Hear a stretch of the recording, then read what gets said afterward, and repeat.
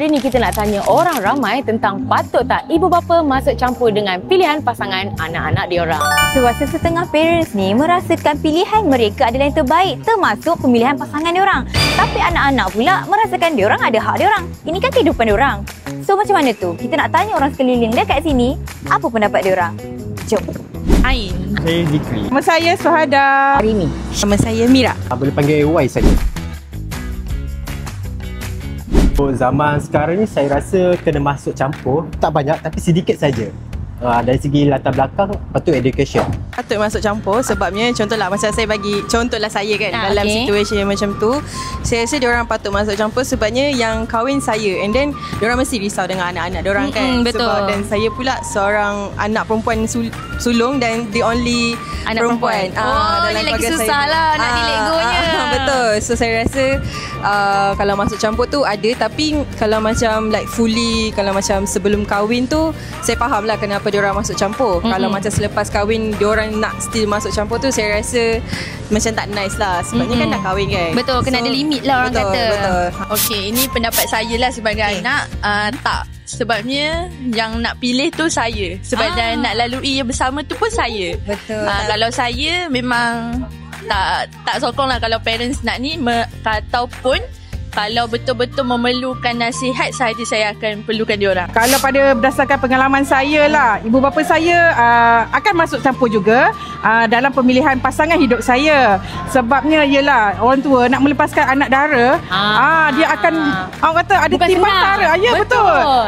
Pemilihan pasangan tu sangat penting sebabnya bahtera yang nak kita tempuhi itu bukan untuk setahun dua. Kalau boleh kita nak doakan dia sampai ke akhir hayat kita. Begitu. Macam tak total lah. Tak total. Kalau pasangan tu yang apa yang pilih pada acik lah.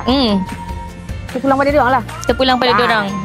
Semua acik akan pantau tengok macam keadaan macam mana lah. Maksudnya POV daripada acik sendiri, sebagai ibu bapa kita okey anak pilih siapa, tapi yang sama kita pun tengok juga siapa pasangan tu. Untuk first tu saya akan pujuk lah dan saya bagi tahu kenapa saya pilih dia.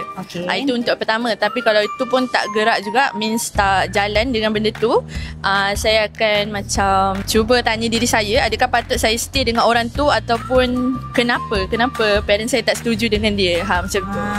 I think I will try to pursue her because she is the one I love life right now. And then boleh bujuk baik-baik kot. Betul. Everything ada solution dia kan. Kalau tak suka boleh tanya kenapa tak suka. Jangan bagi alasan nonsense, right? Betul-betul. As long as diorang tak buat keputusan based on diorang punya emotion, at least jawapan diorang tu munasabah, kita okay. It's true. Alright. Kalau boleh, kita bukannya nak mengambil yang keruh. Kita kalau boleh nak tarik rambut daripada tepung tu kena hati-hati kan. Dan tarik hati-hatilah rambut tu supaya rambut pun tak terputus, tepung pun tak berselerak. Jadi kita ambil pendekatan, kita selotok dengan ibu bapa. Jadi win-win situation.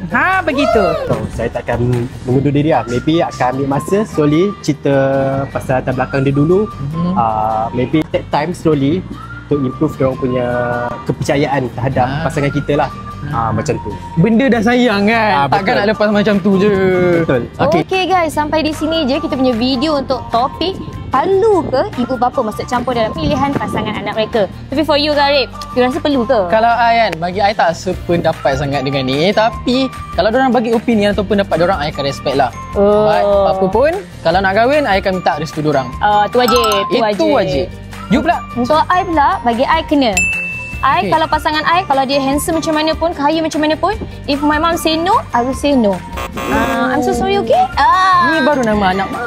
Anak mak, betul. So for me lah, untuk pasangan I ni, my mom know the best. Sebab itu kena seimbang. Mak kena ambil tahu dan pasangan pun kenalah menerima apa pendapat my parents.